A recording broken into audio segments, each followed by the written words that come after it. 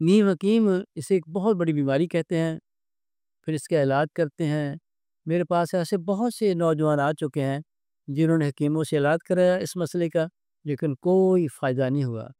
نیم حکیموں کی اکثر میڈیسن صحت کے لیے نقصان دہ ہوتی ہے۔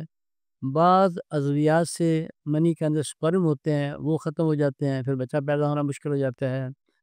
اور کچھ لوگوں کے جنسی ہارمون کم ہو جاتے ہیں، پھر بدن ورد ہو جاتا ہے۔ ایک بات میں آپ سے شیئر کروں، انڈیا اور پاکستان میں جو بھی جتنے بھی جنسی بیماریاں ہیں یا مسائل ہیں، ان کی وجہ شاید ہی کبھی فزیکل ہو، ہمیشہ نفسیاتی ہوتی ہے، اور اس کی وجہ ہمارے یہ نیم حکیموں کی باتیں ہیں۔ ماہرین کے مطابق احتلام کو بند کرنے کی کوشش نہیں کرنی چاہیے۔